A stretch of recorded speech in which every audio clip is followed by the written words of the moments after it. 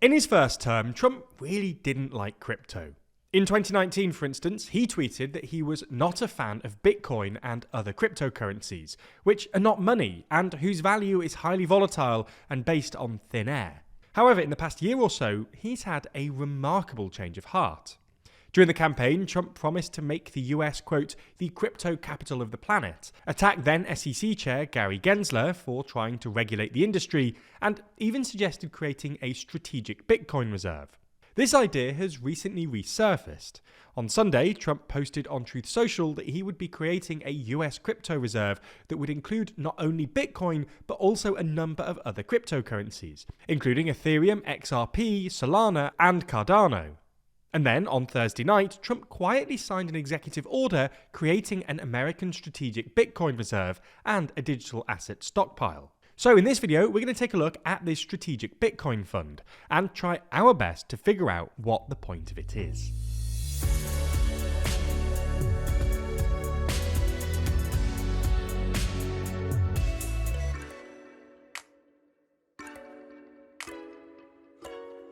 Never miss an episode and always feel in the loop by subscribing and ringing the bell. So let's get straight into it. Trump's strategic crypto reserve idea was probably inspired by the strategic Bitcoin reserve idea proposed last year by pro-crypto Republican Senator Cynthia Lummis.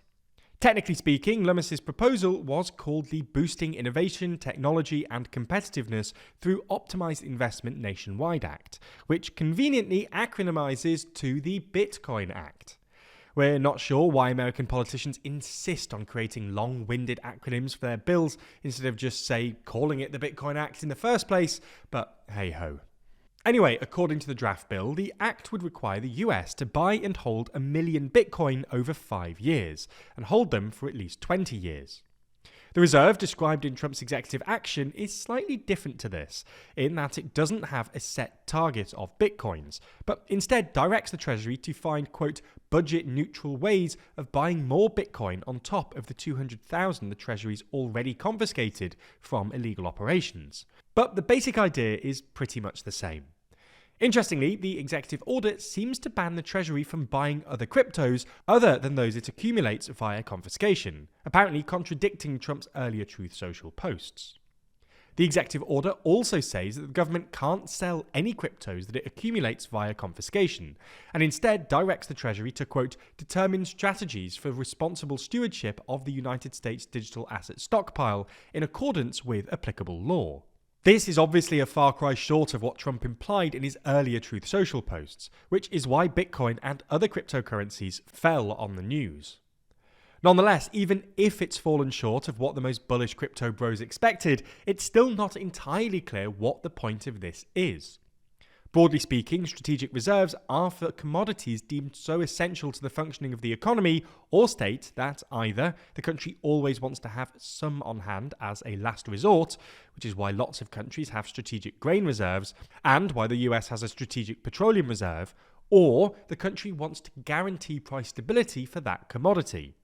For example, China has a 200,000 metric ton strategic pork reserve to keep the price of pork relatively constant, guaranteeing farmers a reliable price and preventing price spikes during periods of peak demand, especially in the holiday season. This might sound a bit over the top, but pork has been central to Chinese cuisine and culture for hundreds of years, and the Chinese spend more of their income on pork than probably anybody else. So people really don't like when the price shoots up. In fact, the reserve was created in 2007 after a steep increase in prices due to an outbreak of blue ear disease caused a fair bit of unrest. Interestingly, while America's Strategic Petroleum Reserve was originally intended as a last resort to guarantee America access to oil during times of emergency, the Biden administration started using it to control and smooth out prices between 2021 and 2023, releasing oil from the stockpile when prices got too high, before refilling the reserve in 2024 when prices came down a bit, and the reserve is now as full. Anyway, you get the point. Countries have strategic reserves to guarantee either supply or price stability. But, well, a strategic Bitcoin fund doesn't really make sense in this context. The US doesn't need Bitcoin in the same way it needs grain or oil, nor is there any obvious value in keeping the price of Bitcoin stable. True believers presumably expect the price of Bitcoin and other cryptos to continue rising over time, and speculators invest in crypto because they're trying to make money off its volatility. No one wants price stability. In fact, price stability might even threaten the dollar. After all, most crypto enthusiasts generally imagine Bitcoin as a decentralized, non-inflationary alternative to fiat currencies like the dollar, not a complement to it, and price stability would solve one of Bitcoin's big problems. Some people have instead compared this prospective Bitcoin reserve to the gold reserves at Fort Knox, which act as a big reserve of a safe, valuable asset. But there are two reasons this analogy doesn't really work. First, gold is definitely a more proven reserve asset than Bitcoin, which lacks a stable value. And second, Fort Knox was set up just before the Bretton Woods monetary system was set up, which required the dollar to be convertible to gold at $35 an ounce, at least when other central banks in the system requested it. This meant that the US needed a massive stockpile of gold to back up the dollar. This is no longer the case, which is why at least some people think the Fort Knox gold reserves are sort of useless anyway. This leads us nicely onto the final kink in this story. In short, some people suspect that Trump might actually use Fort Knox's gold reserves to buy up Bitcoin. After all, this would technically be budget neutral, and Trump's top economic advisor, Stephen Mirren, has suggested selling the gold in the past. Although he specifically wants to sell it for foreign currency, which would weaken the dollar and reduce America's trade deficit, or government bonds, which would provide a revenue stream via interest payments, although we should say that the steady rise in the price of gold has proved a pretty good deal for the US Treasury recently. Given the US is currently sitting on some $800 billion worth of gold, if this were to happen, it would truly send Bitcoin to the moon and wreak havoc in the markets. If you didn't know, Too Long is our regular physical magazine, with our next issue diving deep into the people who control our world, the 25 most influential people as rated by the TLDR team and you. The next edition contains that entire ranking, as well as articles and long reads about all of the most influential people, the power they hold, and how they wield their immense influence. We also discuss a variety of other topics, from the issues facing Starmer in the UK, to the rise of the new right in Europe, to if peace can really hold in Gaza. These are all topics we discuss in videos, but the reporting you'll find in Too Long is some of our best writing, with us able to spend longer on stories than is ever possible in YouTube videos.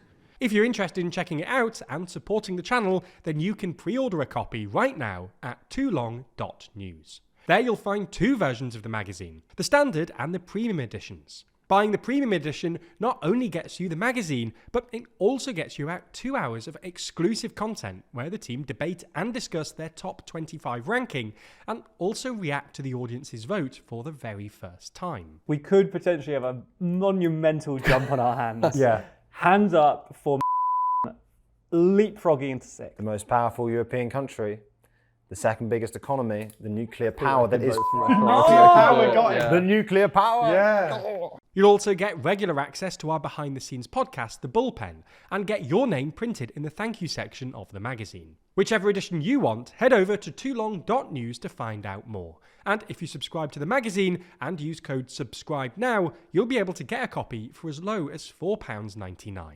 Thanks for your support, because Too Long really does help fund our journalism year-round.